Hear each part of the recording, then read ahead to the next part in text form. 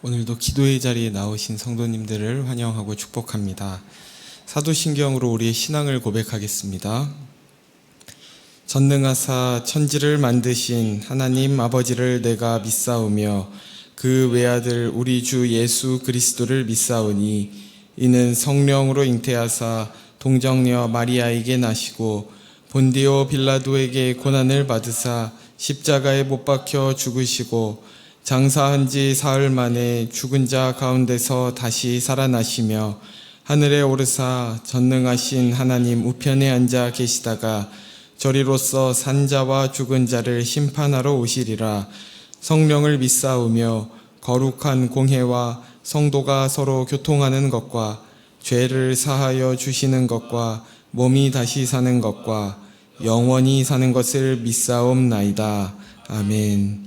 찬송가 338장 찬송하시겠습니다.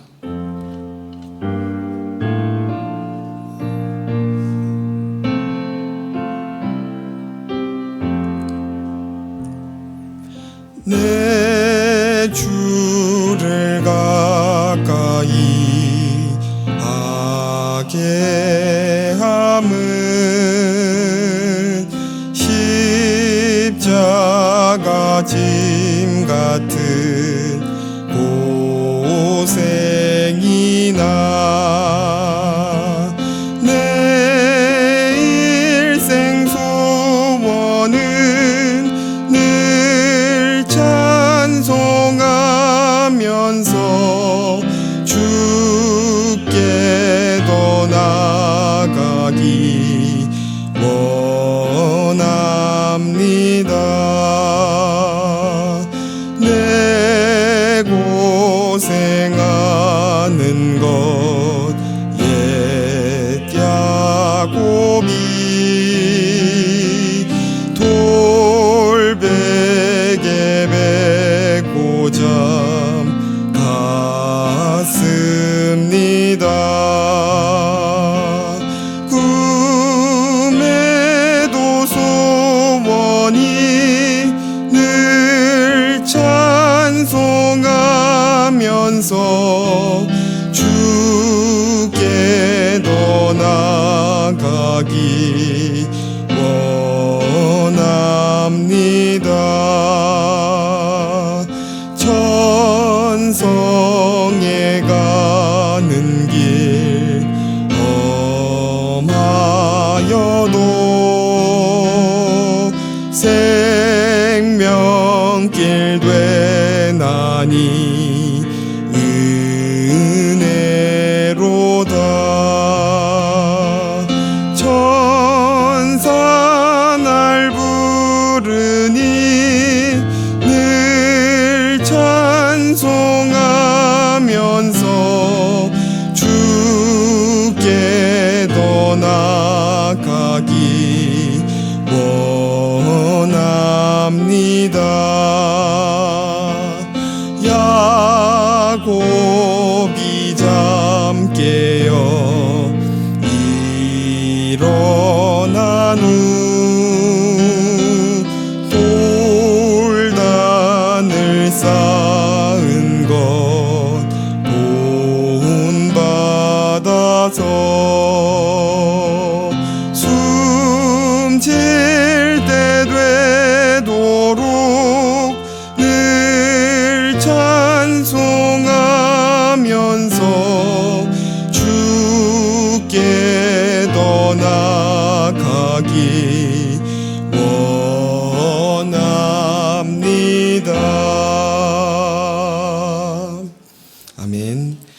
오늘 우리에게 주신 하나님의 말씀은 창세기 32장 13절에서 22절 말씀입니다. 창세기 32장 13절에서 22절 말씀입니다. 한 절씩 교독하시겠습니다. 야곱이 거기서 밤을 지내고 그 소유 중에서 형 에서를 위하여 예물을 택하니 암염소가 200이요 순염소가 20이요 암양이 200이요 순양이 20이요 전나는 낙타 30과 그 새끼요 암소가 40이요 황소가 10이요 암나귀가 20이요 그 새끼 나귀가 10이라. 그것을 각각 때로 나누어 종들의 손에 맡기고 그의 종에게 이르되 나보다 앞서 건너가서 각 때로 거리를 두게 하라 하고 그가 또 앞선 자에게 명령하여 이르되 내 형 에서가 너를 만나 묻기를 내가 누구의 사람이며 어디로 가느냐 내 앞에 것은 누구의 것이냐 하거든 대답하기를 주의 종 야곱의 것이요 자기 주 에서에게로 보내는 예물이오며 야곱도 우리 뒤에 있나이다 하라 하고 그 둘째와 셋째와 각 때를 따라가는 자에게 명령하여 이르되 너희도 에서를 만나거든 곧 이같이 그에게 말하고 또 너희는 말하기를 주의 종 야곱이 우리 뒤에 있다 하라 하니 이는 야곱이 말하기를 내가 내 앞에 보내는 예물로 형의 감정을 푼 후에 대면하면 형이 혹시 나를 받아주리라 함이었더라. 그 예물은 그의 앞서 보내고 그는 무리 가운데서 밤을 지내다가 밤에 일어나 두 아내와 두 여종과 11 아들을 인도하여 야복 나루를 건널세. 아멘. 지난 시간 야곱이 에서와의 만남을 앞두고 자신의 대비책을 세우고 또한 하나님께 기도하는 모습을 살펴봤습니다.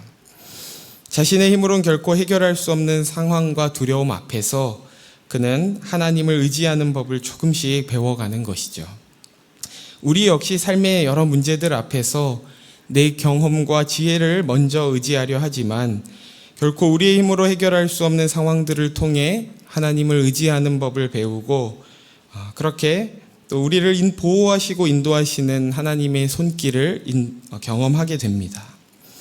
그렇게 믿음이란 단번에 완성되지 않고 서서히 성장하게 되는데 문제는 그렇다고 해서 우리의 믿음이 늘 우상향으로 일직선으로 성장하지는 않는다는 건데요.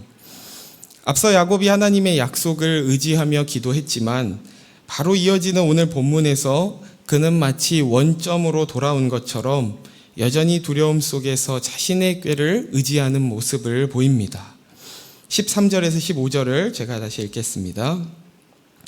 야곱이 거기서 밤을 지내고 그 소유 중에서 형 에서를 위하여 예물을 택하니 암염소가 200이요 순염소가 20이요 암양이 200이요 순양이 20이요 전나는 낙타 30과 그 새끼요 암소가 40이요 황소가 10이요 암나귀가 20이요 그 새끼 나귀가 10이라. 어제 본문 말씀부터 에서와의 만남을 앞둔 야곱이 이랬다가 저랬다가 하는 변덕스러운 모습을 보입니다. 먼저 자신의 사자들을 에서에게 보내며 그의 화를 누그러뜨릴 수 있는 말들을 전해보려 하지만 에서가 400명의 군대를 이끌고 자신을 만나기 위해 온다는 소식을 듣고는 금세 전략을 바꿔 자신의 가축을 두 떼로 나누는 대비책을 세우기도 하고 그래도 두렵고 불안해서 하나님 앞에 나아가 간절히 기도도 하지만 오늘 본문을 보면 또 무엇을 준비하나요? 형을 위한 예물을 준비합니다. 이런 야곱의 모습은 갈대같이 흔들리는 그의 마음과 또 믿음을 보여주는 것이죠. 야곱의 최대 관심은 어떻게 하면 형의 마음을 누그러뜨리고 자신이 살 수 있을까에 있었습니다. 불안한 마음에 가만히 있지는 못하겠고 자신이 가진 거라곤 많은 가축들밖에 없으니 그것이라도 형에게 줘서 살아보겠다는 대비책을 세우는 것이죠.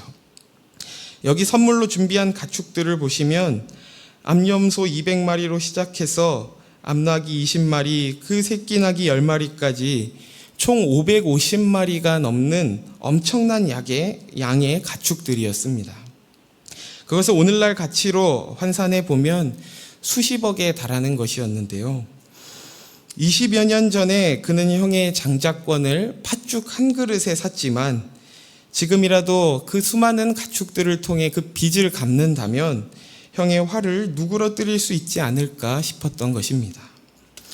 야곱의 꾀는 여기서 끝이 아닙니다. 그는 그저 많은 양으로만 승부를 보는 것이 아니라 그 선물을, 그 많은 양을 전달하는 방식까지 굉장히 계획적이고 체계적이었는데요. 16절에서 20절을 제가 읽겠습니다. 그것을 각각 때로 나누어 종들의 손에 맡기고 그의 종에게 이르되 나보다 앞서 건너가서 각대로 거리를 두게 하라 하고 그가 또 앞선 자에게 명령하여 이르되 내 형 에서가 너를 만나 묻기를 내가 누구의 사람이며 어디로 가느냐 내 앞에 것은 누구의 것이냐 하거든 대답하기를 주의 종 야곱의 것이요 자기 주 에서에게로 보내는 예물이오며 야곱도 우리 뒤에 있나이다 하라 하고 그 둘째와 셋째와 각대를 따라가는 자에게 명령하여 이르되 너희도 에서를 만나거든 곧 이같이 그에게 말하고 또 너희는 말하기를 주의 종 야곱이 우리 뒤에 있다 하라 하니 이는 야곱이 말하기를 내가 내 앞에 보내는 예물로 형의 감정을 푼 후에 대면하면 형이 혹시 나를 받아주리라 함이었더라. 야곱은 사람의 심리를 굉장히 잘 알았던 것 같습니다. 그는 형에게 그 많은 양의 가축들을 한 번에 보내지 않고 마치 코스 요리처럼 수차례에 나눠서 한 번 보내면 조금 그것을 받아 마음이 풀리고 또 받으면 마음이 조금 더 풀리고 이제 끝이겠지 할 때쯤 또 받아서 마음이 완전히 풀리게끔 전략적으로 선물을 보내는 것이죠. 이처럼 짐승들과 종들을 길게 늘어뜨리고 그 간격을 두는 방식은 형의 마음을 풀기 위한 심리적 전략이기도 하지만 한편으로는 만일 앞에서 에서가 자신의 가축과 종들을 치더라도 뒤에 있는 자신은 살아보겠다는 생존 전략이기도 했는데요. 야곱이 길게 늘어뜨린 그 구도를 자세히 보면 그가 얼마나 계획적인 동시에 비겁한지를 볼 수 있습니다. 창세기 33장 1, 2절을 우리 함께 읽겠습니다. 시작. 야곱이 눈을 들어보니 에서가 400명의 장정을 거느리고 오고 있는지라 그의 자식들을 나누어 레아와 라헬과 두 여종에게 맡기고 여종들과 그들의 자식들은 앞에 두고 레아와 그의 자식들은 다음에 두고 라헬과 요셉은 뒤에 두고. 길게 늘어뜨려 놓은 순서를 보면 먼저 가축들을 앞에 두고 그 뒤에 자신의 가족들을 배치하는데요. 자신의 여종들과 그 자식들을 가장 앞에 둡니다. 그 다음에는 레아와 그 자식들을 두는 것이죠. 그리고 나서 자신이 가장 사랑하던 라헬과 그 아들 요셉을 두고 자신은 가장 맨 뒤에 있습니다. 야곱의 속내가 노골적으로 보이지 않나요? 야곱은 일단 자신부터 살고 보겠다는 것이고 거기서 운이 좋으면 내가 사랑하는 아내 라헬과 그 아들 요셉까지는 지키고 싶고 그보다 좀 더 운이 좋고 여유가 되면 레아와 그 자녀들, 그 다음 여종들과 그 자식들도 살면 좋겠다는 식으로 배치를 한 것입니다. 분명 야곱은 오늘 말씀 바로 앞에서 하나님의 약속을 붙들며 간절히 기도했습니다. 혹자는 야곱이 그런 기도 직후에 오늘 이 비겁한 계략을 꾸미는 모습을 보면서 앞에서 한 기도가 진실하지 않았다거나 혹은 오늘 본문의 이 야곱의 계략을 다르게 해석하려는 시도도 하는데요. 이런 야곱의 변덕스러운 모습이야말로 어쩌면 믿음의 걸음을 걸어가는 우리의 모습을 더 사실적으로 보여줍니다. 우리는 이전과는 다른 거룩한 삶을 살고자 간절히 기도도 하지만 여전히 자기중심적인 모습으로 또다시 나만의 계략을 꾸미기도 합니다. 신약에서도 이처럼 믿지만 또 믿지 못하는 우리의 이 갈대 같은 믿음을 아주 잘 보여주는 구절이 있는데요. 귀신 들린 아이의 아버지가 예수님께 내가 믿나이다 그러나 나의 믿음 없는 것을 도와주소서라고 외치는 것이죠. 이처럼 성경은 믿음과 불신이 공존하는 우리의 연약함을 부정하지 않습니다. 그렇게 우리의 믿음이 우리의 인격과 삶으로 드러나기까지 이랬다가 저랬다가 하는 변덕스러운 모습들을 수없이 반복하게 됩니다. 그리고 그런 우리 자신을 돌아볼 때 이전이나 지금이나 별 다를 바 없는 모습을 보면서 낙심하기도 하지만 우리가 얼마나 변화되었는가라는 결과보다 중요한 것은 그 과정을 포기하지 않는 것입니다. 이는 마치 회개와 유사한데요. 믿음 생활을 하면서 우리는 종종 우리의 죄의 문제에 대해 진실하게 회개합니다. 그러나 그 부분에 있어서 또다시 넘어지게 되죠. 그렇다고 해서 그 기도가 진실하지 않았다거나 그 과정이 의미 없다고 말할 수 있을까요? 진실한 회개를 드리는 것도 우리이고 다시 넘어지는 것 또한 우리입니다.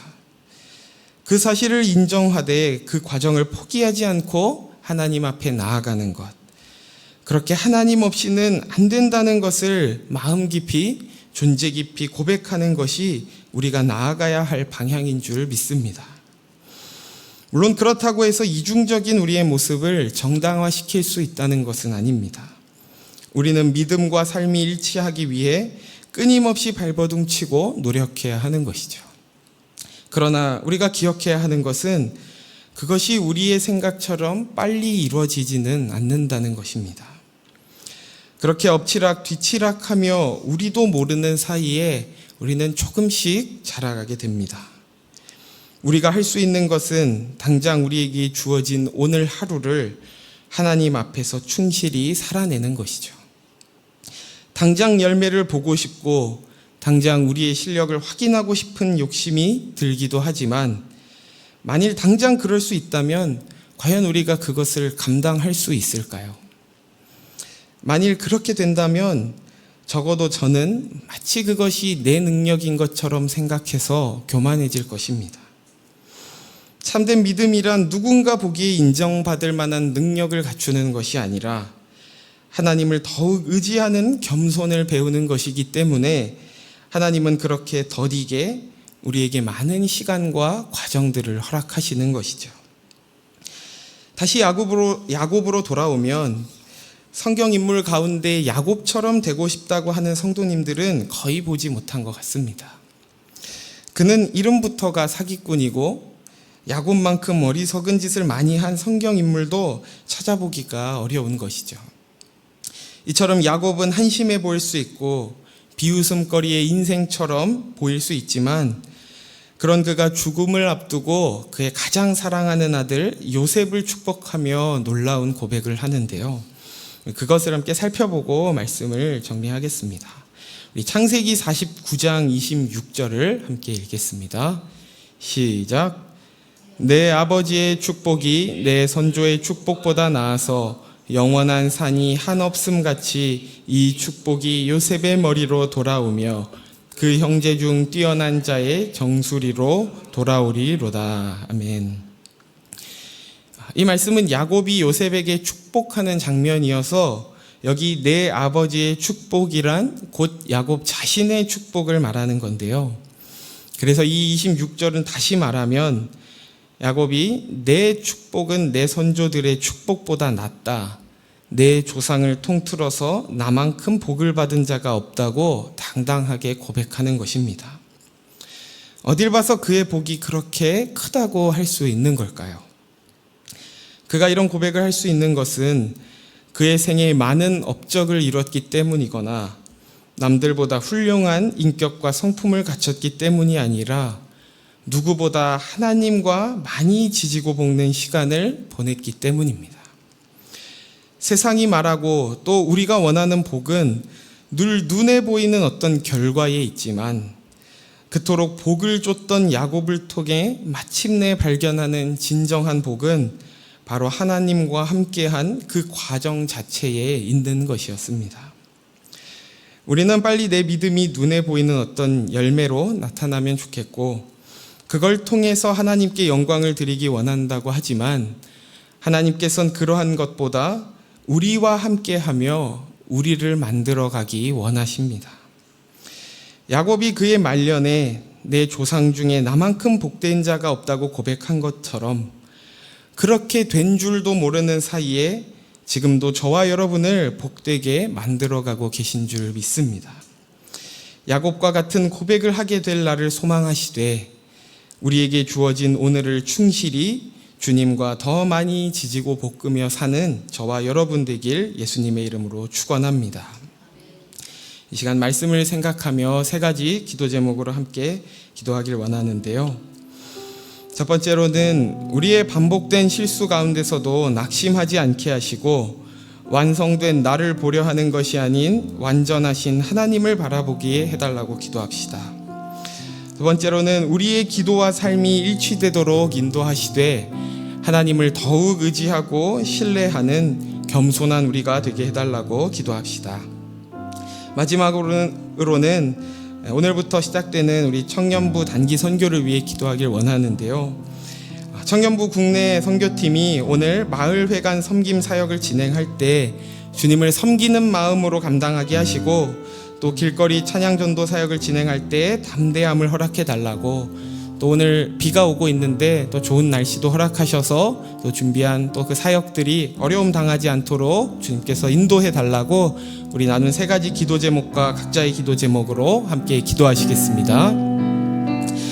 하나님 아버지, 감사합니다. 오늘도 우리를 이 자리에 불러주시고 또 이 야곱을 통해서 우리의 갈대 같은 믿음, 우리의 연약한 믿음을 보게 하시니 감사합니다.